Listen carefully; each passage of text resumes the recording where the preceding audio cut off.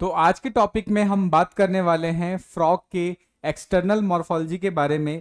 इससे पहले वाले वीडियो के अंदर ऑलरेडी हमने रेस्पिरेशन इन एम्फीबिया डिस्कस कर लिया था, लेकिन आज का जो टॉपिक है इसके अंदर हम समझेंगे कि जो फ्रॉग है उसका एक्सटर्नल मॉर्फोलॉजी कैसा होता है, कौन कौन से स्ट्रक्चर्स प्रेजेंट होता है और उनका फंक्शन क्या होता है। इन सभी चीज़ों को हम आज के लेक्चर में डिस्कस करने वाले हैं। So hello and welcome to Young Minds Career Institute. और अगर अभी तक आप चैनल पे नए और अभी तक चैनल को सब्सक्राइब नहीं किया है तो आई अर्ज की चैनल को सब्सक्राइब कर लीजिए, अपने दोस्तों से शेयर कर लीजिए। तो चलिए फिर डायरेक्टली मूव करते हैं अपने मेन टॉपिक के ऊपर। लेकिन उससे पहले हम लोगों ने अपना असिस्टेंट प्रोफेसर जूलॉजी का कोर्स लॉन्च किया है, तो इसको एक बार जाके आप एप्लीकेशन पे चेकआउट कर सकते हैं। एप्लीकेशन का लिंक आपको डिस्क्रिप्शन में मिल जाएगा। कोर्स रिलेटेड अगर आपको कुछ ज़्यादा जानकारी की जरूरत चाहिए तो आप डायरेक्टली मेरे व्हाट्सएप पे कनेक्ट कर सकते हैं, उसका भी लिंक आपको डिस्क्रिप्शन में मिल जाएगा। तो चलिए फिर बात कर लेते हैं और समझते हैं फ्रॉग के एक्सटर्नल मॉर्फोलॉजी के बारे में। लेकिन सबसे पहले उसके समझेंगे सिस्टमैटिक पोजीशन के बारे में। तो अगर हम फ्रॉग के सिस्टमैटिक पोजीशन की बात करें तो सबसे पहली चीज कि वो क्या है, फाइलम कॉर्डेटा का मेंबर है। ठीक है, ये याद रखना है कि किसका मेंबर है, फाइलम कॉर्डेटा का मेंबर है। सब फाइलम वर्टिब्रेटा को बिलोंग करेगा। उसके बाद अगर हम बात करें डिवीजन तो ग्नेथोस्टोमेटा को बिलोंग करता है, यानी किसके पास जॉ प्रेजेंट होगा, ये चीज आपको याद रखना है। नेक्स्ट सुपर क्लास की बात करें तो इसको टेट्रापोडा बोलते हैं, बिकॉज यहाँ पे 4 लिम्ब प्रेजेंट होंगे, ये चीज आपको याद रखना है। नेक्स्ट एक क्लास एम्फीबिया को बिलोंग करता है। एम्फीबिया का मतलब क्या है कि ऐसे ऑर्गेनिज्म जो लैंड और वाटर दोनों में ही प्रेजेंट होते हैं। लेकिन सबसे इंपॉर्टेंट चीज जो आपको इसके बारे में याद रखनी है कि जितने भी एम्फीबियंस होते हैं उनको अपनी लाइफ साइकिल कंप्लीट करने के लिए वाटर की रिक्वायरमेंट होती है, यानी विदाउट वाटर वो क्या है, अपनी लाइफ साइकिल को कंप्लीट ही नहीं कर सकते।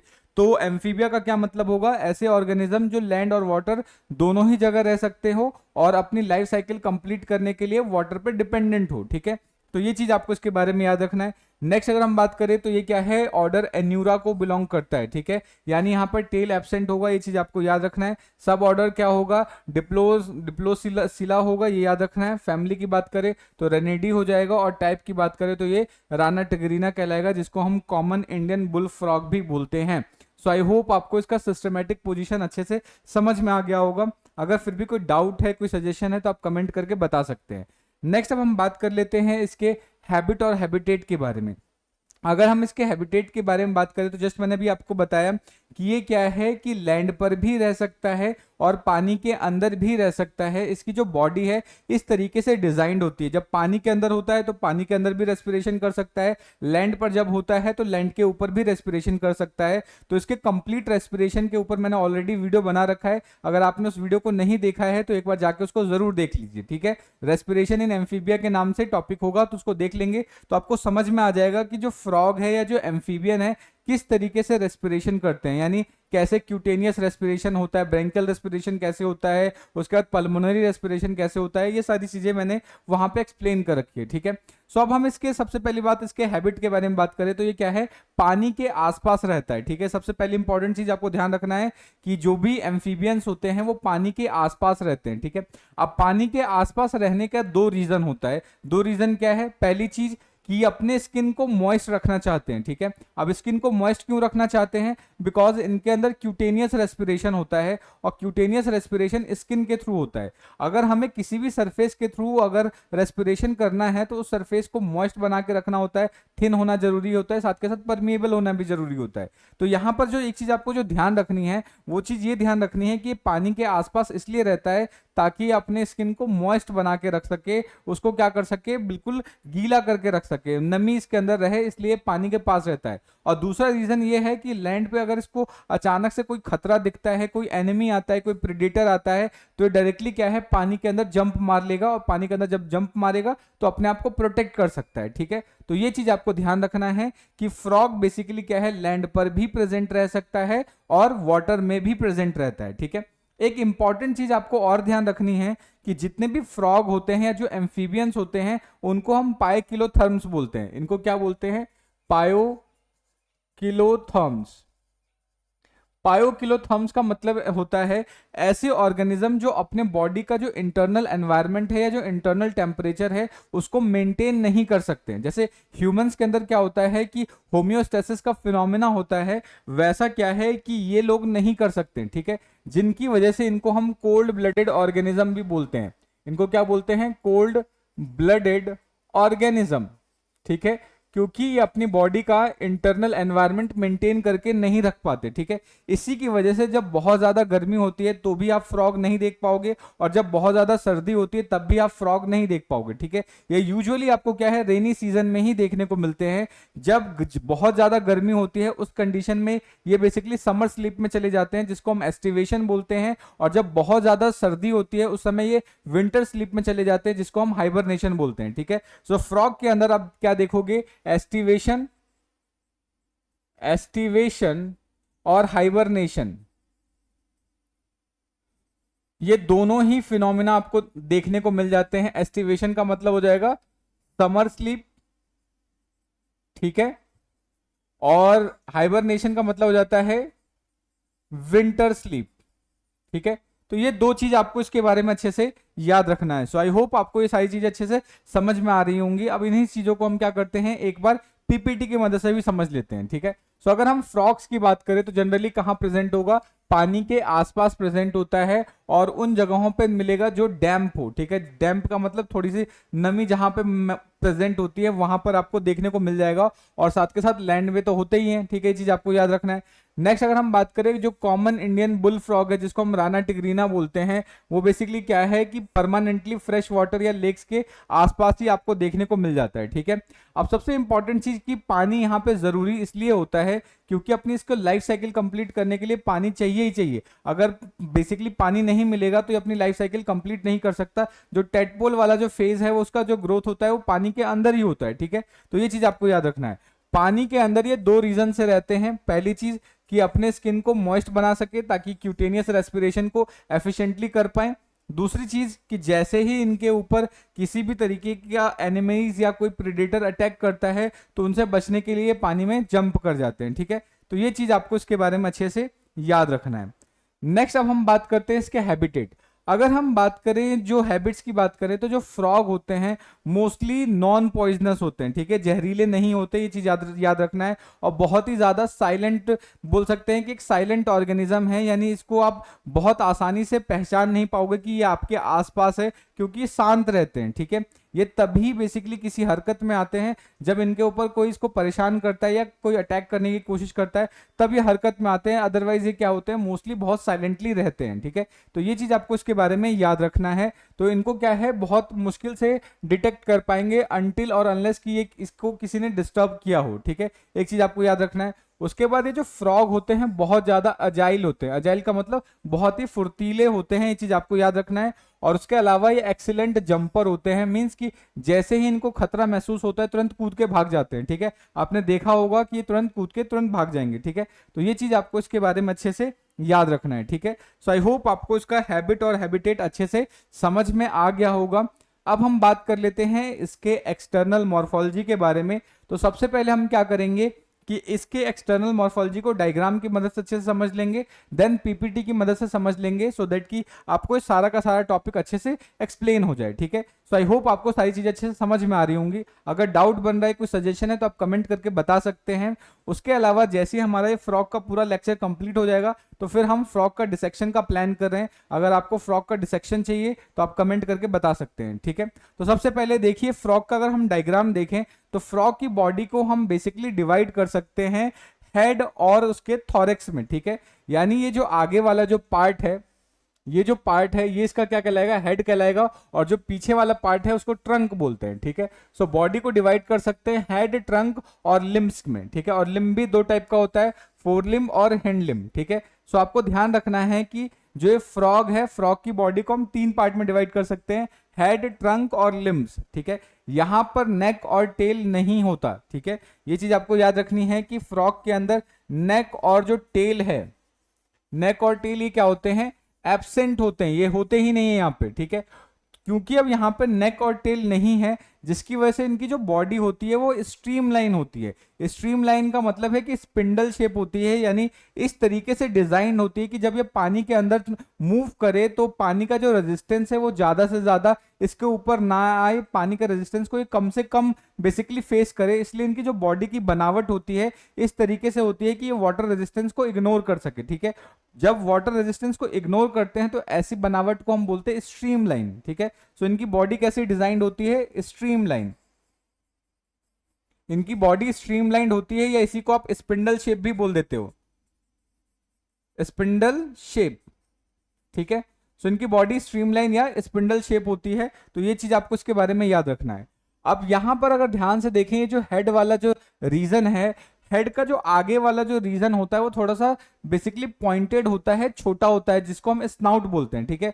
अब इनके हेड के ऊपर आपको एक आई देखने को मिल जाएगा बड़ा सा, यानी दोनों साइड क्या होगा, दो आई होगा। और सबसे इंपॉर्टेंट चीज जो याद रखना है कि यहां पर जो आई है वो किसी आई ऑर्बिट या आई बोन के अंदर फिक्स नहीं होता, यानी यहां पर ये जो आई है किसी बोन के अंदर फिक्स नहीं होता। जैसे अगर हम ह्यूमंस की बात करें तो ह्यूमन के आई क्या है, आई ऑर्बिट के अंदर फिक्स होता है, वैसे यहां पर ये जो आई है किसी ऑर्बिट के अंदर फिक्स नहीं होता, ये चीज आपको ध्यान रखना है। उसके अलावा अगर गलती से इसके आंखों को ऊपर से ऐसे हम दबाएं तो ये क्या है, बक्कल कैविटी के अंदर इसके प्रोमिनेंस देखने को मिल जाएगा, यानी ऊपर से दबाएंगे तो बक्कल कैविटी के नीचे वो उभरता हुआ दिखेगा, नीचे की तरफ ऐसा लगेगा कि कोई दो बॉल जैसे स्ट्रक्चर नीचे की तरफ आ रही हैं, ठीक है। ये चीज आपको याद रखना है। उसके अलावा इनके माउथ के ऊपर ही आपको एक्सटर्नल नॉस्ट्रिल देखने को मिलता है, यानी दो ओपनिंग्स हो गई, एक इस साइड और एक दूसरी साइड एक ओपनिंग होती है जिसको हम नॉस्ट्रिल बोलते हैं। अब इसी नॉस्ट्रिल की मदद से ये क्या करता है, सांस लेता है या हवा को अंदर ले सकता है, ये चीज आपको इसके बारे में याद रखना है। और किस तरीके से सांस यहां से लेके रेस्पिरेशन करता है वो सारा मैंने वीडियो ऑलरेडी बना रखा है रेस्पिरेशन वाले में, तो आप जाके उसको एक बार चेकआउट कर सकते हैं, ठीक है। उसके जस्ट आईज के पीछे एक बड़ा सा राउंडेड स्ट्रक्चर आप देखने को मिलेगा जिसको हम टिम्पैनम बोलते हैं, ठीक है। अभी जो टिम्पैनम है, क्योंकि ये जो फ्रॉग है, फ्रॉग के अंदर एक्सटर्नल ईयर नहीं होता, जैसे हमारे पास ये एक्सटर्नल ईयर है वैसे फ्रॉग के पास एक्सटर्नल ईयर नहीं होता, सिर्फ और सिर्फ आपको यहां से टिम्पैनम स्ट्रक्चर देखने को मिलता है। अब इसी के अंदर जो वाइब्रेशंस प्रोड्यूस होते हैं जिसकी मदद से ये सुन पाता है, ठीक है। ये चीज आपको याद रखना है। नेक्स्ट अगर हम बॉडी को पीछे ट्रंक की तरफ देखें तो इनका जो पीछे वाला जो पार्ट है वो थोड़ा सा सर्कुलर होता है, ठीक है, थोड़ा सा सर्कुलर होता है, आगे से पॉइंटेड होगा और पीछे की साइड से सर्कुलर होता है, ठीक है। ये चीज आपको याद रखना है। साथ के साथ इनकी जो बॉडी होती है वो डॉर्सो वेंट्रली कंप्रेस्ड होती है, यानी ऊपर से और नीचे से थोड़ी चपटी होती है, ठीक है। ये चीज आपको याद रखना है। नेक्स्ट इनके बॉडी के ऊपर आप देखेंगे कि इस तरीके से बहुत सारे डार्क पैचेस प्रेजेंट होता है, स्किन इसका बहुत सॉफ्ट होगा, ठीक है, मॉइस्ट होगा, ये चीज आपको याद ही रखनी है। जस्ट अभी मैंने बता ही दिया, क्योंकि स्किन के थ्रू ये क्या करता है, क्यूटेनियस रेस्पिरेशन करता है, जिसकी वजह से इनका जो स्किन है वो कैसा होता है, मॉइस्ट होता है, ठीक है। उसके अलावा इसके ऊपर डार्क पैचेस होते हैं और ये पैचेस इस तरीके से होते हैं जैसे लगता है कि टाइगर हो, इसलिए जो इंडियन जो फ्रॉग है इसको हम राना टिगरीना बोलते हैं, ठीक है, यानी टाइगर जैसा अपीयरेंस शो करता है। ये चीज आपको याद रखना है। ऊपर का जो स्किन है वो थोड़ा ग्रीनिश कलर का होता है, लेकिन जो इसका वेंट्रल साइड होता है वो थोड़ा सा येलोइश कलर का होता है। ये चीज आपको इसके बारे में याद रखनी है, ठीक है। नेक्स्ट अगर हम बात करें लेटरल साइड में, तो लेटरल साइड में आप देखोगे कि दो पेयर अपेंडिजेस देखने को मिलेगा, जिसमें से आगे वाले को फोरलिम बोलते हैं और पीछे वाले को हिंडलिम बोलते हैं, ठीक है। अब फोरलिम की ही अगर हम बात करें तो फोरलिम के अंदर आपको अलग अलग स्ट्रक्चर देखने को मिलेगा। सबसे ऊपर वाला जो स्ट्रक्चर होता है उसको ब्रेंकिया बोलते हैं, उससे जस्ट नीचे वाले को एंटी ब्रेंकियम। उसके अलावा अगर हम यहाँ पे बात करें कि रिस्ट को कार्पस बोलते हैं और ये हैंड को मैनस बोलते हैं, ठीक है। उसके जस्ट आगे डिजिट होगा।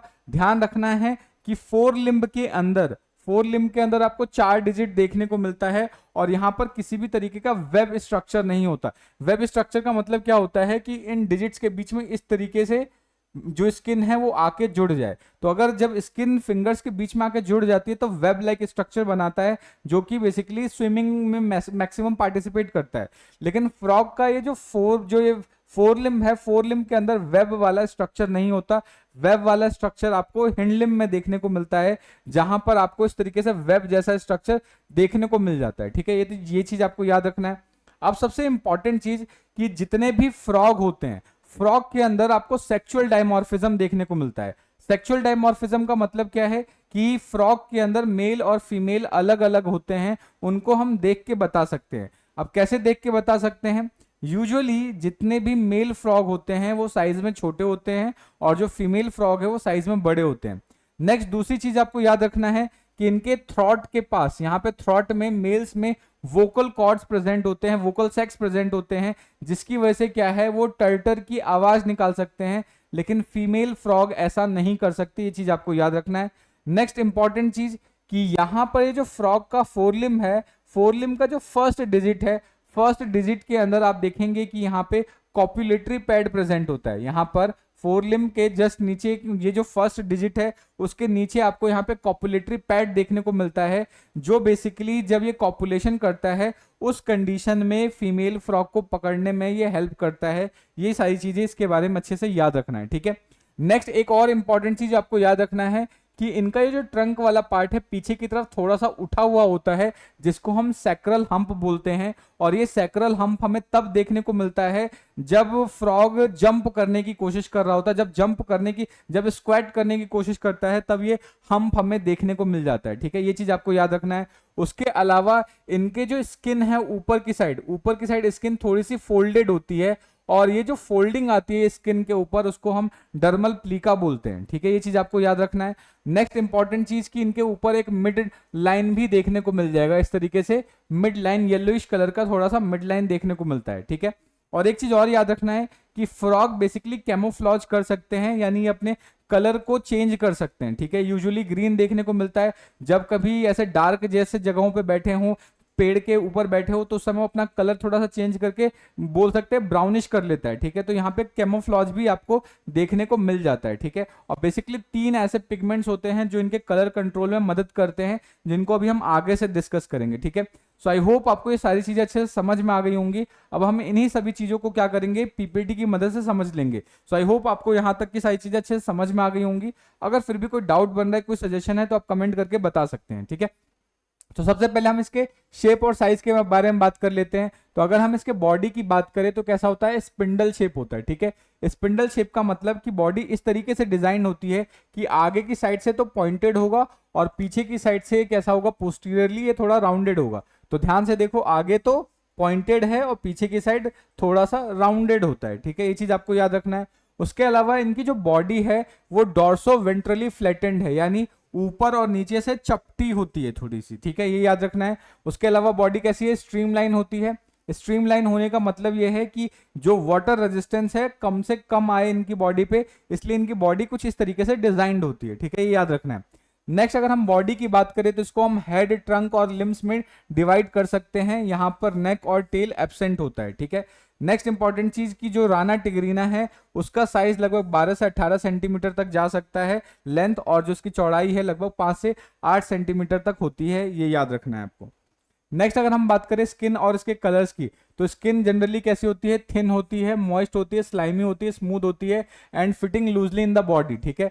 नेक्स्ट इंपॉर्टेंट चीज कि इनके जो स्किन के ऊपर आपको किसी भी तरीके का स्केल देखने को नहीं मिलेगा, जैसे कि डॉग फिश के अंदर देखने को मिलता है प्लिकॉइड स्केल, वैसे इनके स्किन के ऊपर मछलियों के जैसा क्या होगा, किसी भी तरीके का स्केल्स नहीं होता, ठीक है। स्केल नहीं होगा यहाँ पर, ये चीज आपको याद रखना है, ठीक है। नेक्स्ट अगर हम बात करें कि स्किन के पीछे आपको एक डोर्सल लेटरल फॉल्ट देखने को मिलता है, जिसको हम डर्मल प्लीका बोलते हैं। यानी यहाँ पर जस्ट मैंने अभी आपको बताया था पीछे कि इनके डोर्सल साइड में यहाँ पर स्किन के ऊपर थोड़ी थोड़ी फोल्डिंग आ जाती है, जिसको हम डर्मल प्लीका बोलते हैं, ठीक है। स्किन के डोर्सल वाले साइड में यानी ऊपर वाले साइड में फोल्डिंग होती है, उस फोल्डिंग को डर्मल प्लीका बोलते हैं, याद रखना है, ठीक है।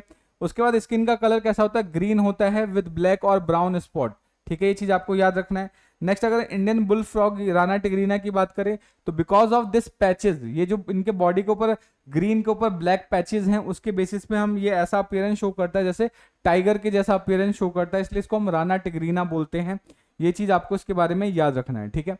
नेक्स्ट अगर हम बात करें कि जो light yellow mid dorsal colour line in the tip of the snout to the cloacal opening in the back, generally क्या है इनके फ्रॉग की बॉडी के ऊपर, जैसे अगर ये फ्रॉग मान लेते हैं तो इनकी बॉडी के ऊपर क्या होगा कि एक मिड डॉर्सल लाइन होती है इस तरीके से, जो कि स्नाउट से लेकर क्लोएका तक जाती है, ठीक है। बिल्कुल एक लाइन जैसी ऊपर आपकी बॉडी में देखने को मिल जाएगा, ठीक है। नेक्स्ट इंपॉर्टेंट चीज कि इनके बॉडी के ऊपर जो कलर आता है वो बेसिकली 3 पिगमेंट्स की वजह से आता है, जिसमें से अगर हम बात करें तो जो मिलेनोफोर है, मिलेनोफोर सबसे नीचे प्रेजेंट होता है स्किन में। ये अगर स्किन का डाइसेक्शन देखें तो सबसे जो डीपेस्ट लेयर है वहां पर आपको मिलेनोफोर देखने को मिलता है, ठीक है। बीच में आपको देखने को मिलेगा ग्वानोफोर। ग्वानोफोर क्या होगा, सेकंड लेयर होता है, और सबसे जो ऊपर होता है वो आपका लाइपोफोर होता है। तो आपको ये बात आपको याद रखना है कि फ्रॉग की स्किन के अंदर जो कलर आता है, कलर आने के लिए कलर पिगमेंट्स की रिक्वायरमेंट होती है, और ये पिगमेंट कौन कौन सा होता है, मेलानोफोर हो गया, ग्वानोफोर हो गया, लाइपोफोर हो गया। ठीक है, सो आई होप यहां तक चीजें समझ में आ रही होंगी। ऐसा कोई सा भी टॉपिक है जिसमें आपको लगता है कि यार ये चीज समझ नहीं आया तो आप कमेंट करके बता सकते हैं। वीडियो लेक्चर्स थोड़ी हमारी लंबी जरूर होती है, बट मुझे लगता है वर्थ इट है, जहां पे हम सारे पॉइंट्स को कवर करते हैं, और ये सारे पॉइंट्स आपके basically exam point of view से सारी चीजें यहाँ पे इंक्लूडेड हम रखते हैं, जिससे कि अगर आप एग्जाम दे रहे हैं, चाहे वो असिस्टेंट प्रोफेसर हो या फिर नॉर्मल आपके कॉलेज के एग्जाम्स हो, आप आसानी से सॉल्व कर सके। ठीक है, इसलिए सारे जो टॉपिक्स हैं ये इंक्लूड करने पड़ते हैं, इसलिए हमारा लेक्चर थोड़ा बड़ा हो जाता है, बट मुझे लगता है वर्थ इट है। तो थोड़ा सा फोकस मेंटेन करके रखें, पानी वानी लेके बैठे, बिकॉज क्योंकि जब लेक्चर्स लंबे होने लग जाते हैं तो मुझे लगता है कि थोड़ा बहुत बच्चा डिस्ट्रैक्ट जरूर होता है, और मे भी हो सकता है बोरिंग महसूस हो। तो बेटर इसकी पानी रख लीजिए, जिससे कि आप बीच बीच में थोड़ा सा पीते रहिए, जिससे कि ये सारी चीज़ें अच्छे से समझ में आ जाएंगी। ठीक है, एक बार जब सारी चीज़ें समझ में आ जाएंगी तो ऑलमोस्ट फिर ऐसा कोई पॉइंट ही नहीं है, फिर एक बार बुक से पढ़ना होगा, देन वो सारी चीज़ें क्लियर हो जाएंगी। ठीक है, सो आई होप आपको ये सारे पॉइंट समझ में आ गई होंगी। सो आपको याद रखना है कि फ्रॉग की बॉडी के ऊपर जो कलर दिखाना है, कलर को दिखाने के लिए 3 पिगमेंट चाहिए होते हैं, मिलानोफोर, ग्वानोफोर और लाइपोफोर। मिलानोफोर सबसे नीचे होता है स्किन में, उसके जस्ट ऊपर क्या होगा, ग्वानोफोर, और सबसे ऊपर होता है लाइपोफोर। ठीक है, तो ये पॉइंट आपको इसके बारे में अच्छे से याद रखना है। नेक्स्ट अब बात कर लेते हैं, ये जो ग्वानोफोर है, ठीक है, ये फुल ऑफ ग्रेन्यूल्स जैसा स्ट्रक्चर होता है, और इसके डिफ्रैक्शन यानी कि ग्वानोफोर में जब डिफ्रैक्शन का फिनोमेना होगा तब जाके वो ग्रीन कलर शो करता है। ठीक है, उसके अलावा अगर हम बात करें कि जो लाइपोफोर है वो ब्लू कलर जैसा फिल्टर करता है, ये चीज याद रखना है। और change in colour of skin is produced by the expansion of pigment, क्योंकि अभी मैंने बताया था कि आपको कि यहाँ पर कैमोफ्लॉज जैसा फिनोमिना भी होता है। तो यहाँ पर ये जो कलर चेंज हो रहा है वो किसकी वजह से हो रहा है, पिगमेंट के एक्सपेंशन से होगा। ठीक है, तो ये चीज आपको याद रखना है। नेक्स्ट अब बात करते हैं इसके हेड की। तो हेड के अंदर अभी हमने डिस्कस कर ही लिया था कि हेड के अंदर कौन कौन से स्ट्रक्चर प्रेजेंट होता है, कि एक ट्रांसवर्स स्लिट जैसा स्ट्रक्चर होगा जिसको माउथ बोलेंगे, ऊपर की साइड क्या होगा कि आईज प्रेजेंट होते हैं, फिर एक्सटर्नल नॉस्ट्रिल प्रेजेंट होगा, टिम्पैनम जैसे स्ट्रक्चर प्रेजेंट होंगे। ये सारी चीजें हमने डिस्कस कर ली थी, तो इसको फटाफट क्या कर लेते हैं, पीपीटी की मदद से समझ लेते हैं। ठीक है, सो अगर हम हेड ऑफ फ्रॉग की बात करें तो इसको हम आसानी से क्लियरली विजिबल होता है, ये चीज आपको याद रखना है। नेक्स्ट अगर हम बात करें तो ये कैसा होता है, फ्लैट होगा, उसके अलावा रफली ट्रायंगुलर, यानी आगे से थोड़ा सा ये ट्रायंगुलर शेप में देखने को मिलता है, ऐसा लगेगा कि ये ट्रायंगुलर है। ठीक है, outline with a blunt anterior snout terminating in a wide transverse mouth, यानी आगे की तरफ से ये पॉइंटेड होगा और नीचे की तरफ ऐसे ट्रांसवर्स स्लिट जैसा स्ट्रक्चर होगा, जो कि इसका माउथ कहलाता है। ठीक है, नेक्स्ट अगर हम बात करें, उसके अलावा आपको 2 ओपनिंग्स देखने को मिल जाती है, जिसको हम एक्सटर्नल नेयर या एक्सटर्नल नॉस्ट्रिल बोलते हैं, और इसी की मदद से क्या है, सांस अंदर लिया जाता है। ये चीज आपको याद रखना है। ठीक है, नेक्स्ट अगर हम बात करें तो 2 बड़े लार्ज स्फेरिकल आईज देखने को मिलेगा, जो कि ऊपर की तरफ यानी डोर्सो लिटरली प्रेजेंट होगा, यानी top of the head present होता है आई। ये चीज आपको याद रखना है। नेक्स्ट अगर हम इनको प्रेस करते हैं, आई को अगर प्रेस करेंगे तो इसका जो प्रोमिनेंस है, उसकी जो बेसिकली जो अगर आई को ऊपर से दबाएंगे तो नीचे जो बक्कल कैविटी है, बक्कल कैविटी में उसके प्रोमिनेंस हमें देखने को मिल जाते हैं। ठीक है, चीज आपको याद रखना है। अगर हम बात करें कि यहाँ पे जैसे हायर एनिमल्स में जो आईज है वो किसी आई बोन के ऊपर रहता है, लेकिन फ्रॉग के अंदर ऐसा नहीं होता, ये जस्ट अभी हमने डिस्कस कर ही लिया था। नेक्स्ट अगर हम बात करें तो यहाँ पर क्या होगा कि आई के ऊपर जनरली इमूवेबल इस तरीके से आईलिड प्रेजेंट होता है, ये चीज ध्यान रखना है। नीचे वाला जो आईलिड होगा वो मूवेबल होगा, और नीचे वाले साइड से ही एक एक्स्ट्रा लेयर निकल के आती है, जिसको हम निक्टेटिंग मेम्ब्रेन बोलते हैं। ये निक्टेटिंग मेम्ब्रेन क्या करता है, आई को प्रोटेक्ट करता है जब फ्रॉग क्या होता है, स्विमिंग कर रहा होता है। ठीक है, तो ये चीज आपको याद रखना है। सो क्या होगा, semi transparent and freely movable lower eyelid होगा, ये चीज आपको याद रखना है। लोअर आईलिड से ही एक ट्रांसपेरेंट थर्ड आईलिड निकलता है, जिसको निक्टेटिंग मेम्ब्रेन बोलेंगे, और ये क्या करता है, आई को प्रोटेक्ट करेगा ताकि स्विमिंग के समय में वो आईज को बचा सके। ये चीज आपको याद रखना है। ठीक है, नेक्स्ट अगर हम बात करें कि मीडियम लाइट कलर के जो पैचेस हैं, brow spout from the eye represents the vestigial pineal eye, यानी यहीं पर एक छोटा सा पीनियल आई भी प्रेजेंट होता है, बट वो वेस्टिजियल नेचर का होगा, ये याद रखना है। ठीक है, नेक्स्ट अगर हम बात करें कि behind and below the conspicuous flat deeply pigmented circular patches of the skin ear drum tympanum receive the sound wave.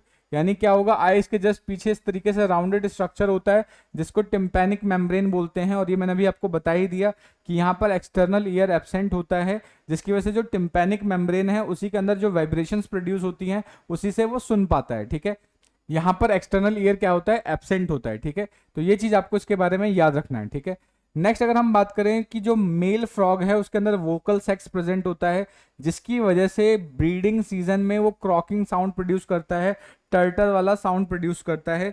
ये चीज आपको इसके बारे में याद रखना है। ठीक है, अगर नेक्स्ट हम ट्रंक की बात करें तो ट्रंक की अगर हम ध्यान से देखें तो ट्रंक कैसा होगा, थोड़ा सा ब्रॉड स्ट्रक्चर होता है, ये चीज आपको याद रखना है। और पीछे की तरफ से ये क्या होगा, थोड़ा सा उठा हुआ होता है, जिसके अंदर हम्प बनता है जिसको हम सैक्रल हम्प बोलेंगे। ठीक है, ये चीज आपको याद रखना है। और इनका जो ट्रंक है पीछे की तरफ से थोड़ा सा सर्कुलर होता है और वहां पर आपको क्लोइकल ओपनिंग देखने को मिलती है।